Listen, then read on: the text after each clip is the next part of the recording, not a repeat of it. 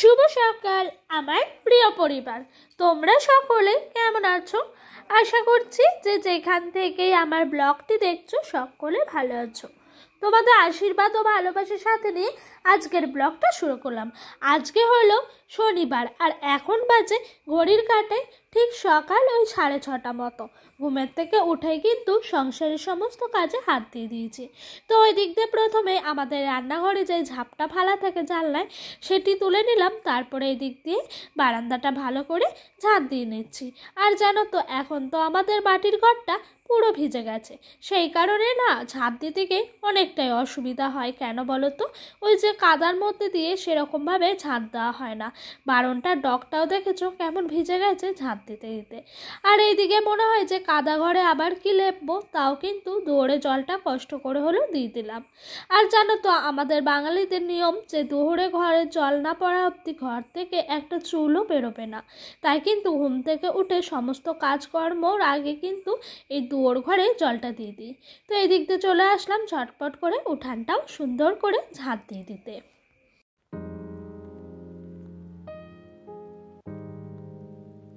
তো বন্ধুরা, তোমাদেরকে তো আমি আগের ব্লগে বলেইছি যে আমাদের বাড়ির উঠান সামনেটা ঝাঁট দেওয়া যায় না, এই রাস্তার দিকে নিম গাছটি আছে, তার জন্য কিন্তু এই দিকটায় একটু ভালো করে প্রত্যেক দিন ঝাঁট দেওয়ার চেষ্টা করি। আর কি বলো তো, এই দিকটায় না মাটি ফেলে উঠানটা অনেকটাই উঁচু করা আছে, তাই জানো তো জলটা দাঁড়ায় না, জলটা নেমে যায়। আর সামনের উঠানটা নিচু বলে ওখানেই জলটা আবদ্ধ থাকায় উঠানটা না শুকায় না, ওর জন্যই কাদা কাদা থেকে যায়। তো ওই দিকে দেখেছো আমি পাটা কেমন নাড়াচ্ছিলাম ঝাঁট দিতে দিতে, আমার না পায়ের মধ্যে ভীষণ পিঁপড়ে কামড়াচ্ছিল। এই যে ভিজা মাটি না, এখানে কিন্তু পিঁপড়ের সমস্ত বাসা, সেই কারণে জানো তো পায়ে পিঁপড়ে প্রচুর ধরে এই দিকটায় ঝাঁট দিতে আসলে। আর এত কষ্ট হয় কি বলবো। তো ঝাঁট দেওয়া হয়ে গেল, ছাটাটাও ধুয়ে নিলাম, এবার জায়গা মতো রেখে দিয়েছি। তো কালকেকার রাতে যে সমস্ত বাসি বাসনগুলো ছিল না, সেই বাসনগুলোকেই এদিক দিয়ে মেজে নিয়ে ঘরে রেখে দিচ্ছি। আর অনেক বাসন বেরিয়েছিল, কাল রাতে না ভাতে একটু বাড়ন্ত হয়েছিল, তাই ভাত বসানো হয়েছিল, এতে করে কিন্তু বাসনের পরিমাপটাও বেশি হয়েছিল। আর তোমাদের সঙ্গে গল্প করতে করতে আমার বাসি কাজ হয়ে গেল। এরপর দেখেছো বিছানাটা কত সুন্দর করে তুলে নিলাম।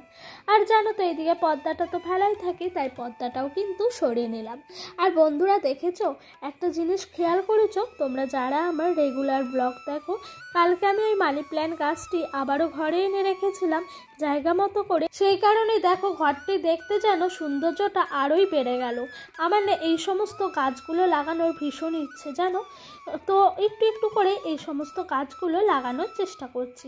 মানে ওই শুধু এখনও অবধি মানি প্ল্যান্ট গাছটাই আছে, এই সমস্ত বলতে ওই যে আছে না একটি গাছ তোমার লাকি বাম্বু, ওটাও কিন্তু নেওয়ার খুব ইচ্ছা আছে।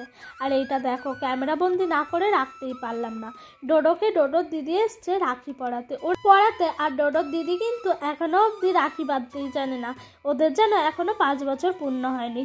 তো কি বলো তো সেরকমভাবে জাঁকজমকভাবে করিনি, ওই শুধু রাখিটাই বললাম একটু বেঁধে দে, ওই নিয়ে এসেছিল রাখি পরাবে ডোডো ভাইকে। তো বললাম ঠিক আছে পরিয়ে দে, আর কিছুই করিনি জানো, যেহেতু 5 বছর হয়নি। ডোডোর মুখে হাসি দেখেছো, তার সাথে ওর দিদিরও। সত্যি এই দৃশ্যটা আটক থাকুক যেন, ভালো থাকুক এই ভাই বোনের সম্পর্ক, আর ওরাও বড় হোক, হতে হতেও দেখবে ছোটোবেলাকার সেই ছোট্ট স্মৃতিটা, বড় হলে বুঝবে যে কতই না ছোটোবেলায় খুনসুটি করতাম, দুষ্টুমি করতাম। তো সত্যি বলতে এই ভাই বোনের সম্পর্ক হলো সবথেকে শ্রদ্ধা এবং ভালোবাসার। আমি চাই সবসময় এরকমই আটক থাকুক। তো আমি কি করলাম, দুজনের জন্য 2টো ডেয়ারি মিল্ক এনে দুজনকে আদান প্রদান করতে বললাম।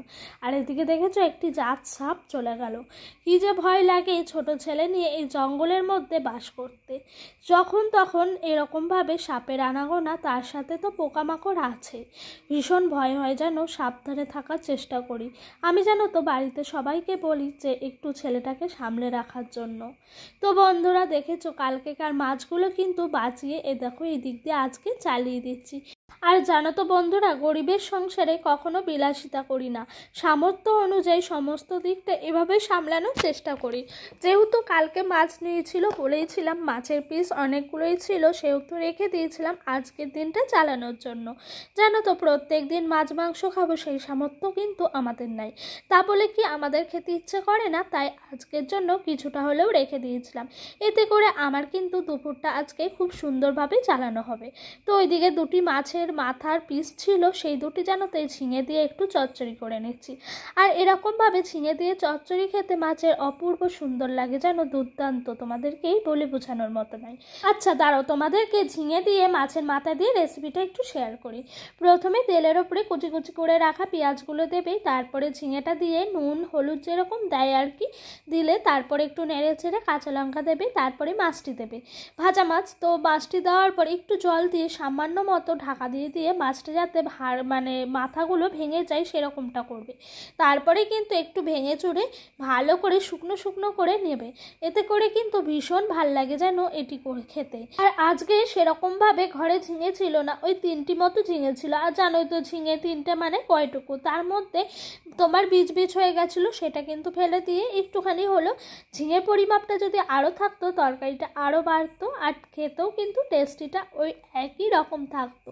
আর দেখেছো কতটা শুকনো করেছি, যাতে করে আমার কড়াইটা একদম শুকনো শুকনো হয়ে গেছে। এরপরে চলো সেকেন্ড রেসিপিটা করি। তো এখানে প্রথমে পেঁয়াজগুলো কুচি কুচি করে রাখা ছিল দিলাম, তারপরে তোমার নুন হলুদ লঙ্কার গুঁড়ো আদা তারপর রসুন আর একটু তোমার জিরে বাটা দিয়ে দিলাম, দিয়ে ভালো করে মশলাটা কষিয়ে নিলাম। এবার করব মাছের আলাদা ধরনের আজকে একটু কালিয়া। তো এটি খেতেও অনেকটাই সুন্দর লাগে। মশলাটা ভালো কষানোর পর একটু পরিমাপ মতো জল দিয়ে দিলাম, জলটা দেওয়ার পর নাড়াচাড়া করে নেবো, যাতে করে মশলাটা থেকে তেলটা একটু হলেও ছেড়ে যায়। আর লঙ্কাটা একটু পরে দিলাম, তাতে করে কিন্তু লঙ্কাটা বেশি সিদ্ধ হবে না, একটু শক্ত শক্ত করে থাকবে। আর এই লঙ্কাগুলো জানো তো আমি ভাত দিয়ে না মেখে খাই, খুব ভাল লাগে আমার খেতে।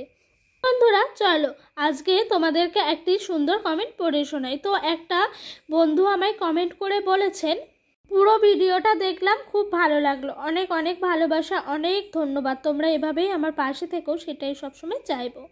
আর তারপর বলেছে, তুমি ভিডিও এডিট কিভাবে করো একটু বলবে? হ্যাঁ অবশ্যই বলবো, কেন বলবো না বলো।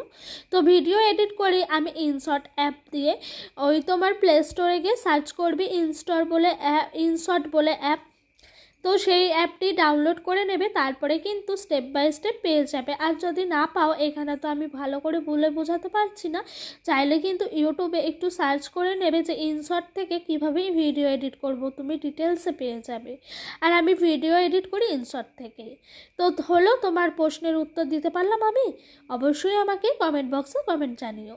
তো ওই দেখো, ওই দিক দিয়ে আমার মাছের ঝাল রেডি, এই দিক দিয়ে কাঁচা কলা আলুর তরকারি করছি। তো রূপা দিদিভাই আমাকে বলেছে রাখি পূর্ণিমার অনেক শুভেচ্ছা। হ্যাঁ দিদিভাই, তোমাকেও অনেক অনেক অনেক শুভেচ্ছা এবং ভালোবাসা। তো তারপরে মানসী বনু আমাকে কমেন্ট করে বলেছে যে রোজই আমার ভিডিও দেখে কিন্তু কমেন্ট করা হয় না। আচ্ছা, অনেক অনেক ভালো লাগলো গো, তুমি ভিডিওটা দেখো, চাইলে একটা লাভ রিয়াক্টও দিয়ে দিও গো। কেন বলছি বলো তো, তাহলে আমার অনেক ভালো লাগবে। আর তোমাদের কমেন্ট না পেলে না আমার ভালো লাগে না, তোমাদের জন্যই তো আমার ভিডিওটা বানানো, তাই না বলো? তো সুন্দর সুন্দর কমেন্ট না করতে পারো, একটা ছোট্ট করে হার্টবিট দিয়ে দেবে, তাতেও আমি অনেক খুশি হব গো। যাই হোক, কথা বলতে বলতে এদিক দিয়ে কিন্তু আমার কড়াইয়ের মধ্যে তরকারিটা অনেকটাই হয়ে এসছে। এবার ভাতের হাঁড়িতে চাল দিয়ে দিলাম। আর দেখেছো, অনেকেই হয়তো তোমরা নতুন বন্ধু আছো, ভাবতে পারো এই হাঁড়িটার মধ্যে সাদা রঙের কি লাগানো আছে। তো এটি হলো আটা, হাঁড়িটা ফুটো জানো, সেই কারণে আটা লাগিয়ে রেখেছি, এতে করে জলটা বাইরে বেরোয় না আর ভাতটাও হয়। তো এই দেখো, এদিক দিয়ে আমার কাঁচা কলা দিয়ে আলু দিয়ে ঝোলটা রেডি হয়ে গেছে, খেতেও কিন্তু অপূর্ব টেস্টি হয়েছিল। এদিক দিয়ে আলুগুলোকে একটু ভেঙে দিলাম, যাতে করে তরকারিটা একদম ঝোলঝোল না থাকে, একটু জাস্ট ঝোলটা মানে গা মাখা হলেই হলো। তো হয়ে গেল রান্না বান্না শেষ, সমস্ত কিছু মাজা ধোয়া করে আনলাম, গ্যাসটাও পরিষ্কার করে নিয়েছি এতক্ষণে। আর এই দেখো, হাঁড়িটি উপর করে রেখে গেছিলাম, দুধ দিয়ে গেল দাদা, তাই দুধটি জাল দিয়ে দিচ্ছি। আর জানো তো, ওই দুধ দিয়ে যাই দাদা, সেই দাদা আসা মাত্রই ডোডো না সারাক্ষণ আঙ্কেল আঙ্কেল করে বলতে থাকে। তো এই দুধের কথা মনে পড়লেই ওই ডোডোর ডাকটি আমার ভীষণ করে মনে পড়ে জানো। তো কত কথাই বলে জানো, গল্প করে যে তোমার যাবো বাড়ি, বাস আছে, বাস মানে জিজ্ঞাসা করে। উনিও অনেক কথাই বলে ট্রাক্টর আছে যাবে আমাদের বাড়ি, বাইকে চাপতে না ডোডো ভীষণ পছন্দ করে। তো এরকম করে ওকে কথা বলে আর গল্প করে জানো প্রত্যেক দিন। রান্না বান্না শেষ, স্নান করলাম। আজকে না একটু টয়লেটটা ক্লিন করেছি জানো, তাতে করে কিন্তু মাথাটাই ঘষে নিলাম। আর ডোডোর পাপা বলেছে মেলায় নিয়ে যাবে, হয়তো আজ নিয়ে যাবে না কাল নিয়ে যাবে, কিন্তু যাবে, তাই মাথাটা ঘষে রেখে দিলাম। ওর মন উঠলো বাই কটক যায়, ওর যখন ইচ্ছে হবে তখনই কিন্তু নিয়ে যাবে। যাই হোক, মাথাটা ঘষে রাখলে তো আমার কোনো প্রবলেম নাই। তো এই দেখো এই দিক দিয়ে চলে এসেছি, মাথাটা ভালো করে পরিষ্কার করে নিই। তার ডোডো ওই দিক দিয়ে গেছে দুষ্টুমি করতে, তাই ওর দুষ্টুমিটার কথায় আমি না করছিলাম। কি করছে জানো আমার সামনে, মানে ক্যামেরার সামনে, আমাদের সামনে যেই প্রতিবেশী বাড়ি আছে তাদের বাড়ি গিয়ে বালি খাটছে। তো স্নান টান করে এরকম করায় কেমন লাগে বলো তো। তো আমি বলছি আবার যদি তোকে আমাকে স্নান করাতে হয় তাহলে তোর ঠান্ডা লেগে যাবে, চলে আয় বাবা, এইসবই বলছিলাম। তো হয়ে গেল আমার চুল আঁচড়ানো, এবারও ঘরে এসে আরেকবারও চুল আঁচড়ে নিচ্ছি। আর আমি জানো শীতাটা না এরকমভাবেই করি, আমি না শীতে বুঝতে পারি না যে ঠিক হলো না বাঁকা হলো না কি হলো, তাই এরকমভাবে নাক দিয়ে তুলে নিই, এতে করে সীতাটাও মনে হয় সোজা হয়েছে, ঠিকঠাক হয়ে গেছে। তো জানো তো আমার মা না সবসময় বলতো চুল খুলে রেখে সিঁদুর পরতে নেই, তাই চুলের মধ্যে একটি ক্লিপ লাগিয়ে রাখলাম, তারপরে কিন্তু স্বামীর মঙ্গল কামনা করে সিঁদুরটা ছুঁয়ে নিচ্ছি। আর হ্যাঁ বন্ধুরা, আমার না সফলতা অর্জন করতে এখনও অনেকটা পথ চলা বাকি, তাই তোমাদের কাছে সবার কাছে আমি হাত জোর করে অনুরোধ করে রিকোয়েস্ট করছি তোমরা প্লিজ আমার ব্লগটাই দেখো এবং আমার পাশে থেকো। তোমাদের ভালোবাসা সাপোর্ট ছাড়া আমি কিন্তু এত বড় প্ল্যাটফর্মে কিছু নয়, জাস্ট জিরো। তোমাদের সাপোর্ট ভালোবাসা আমার একান্ত প্রয়োজন।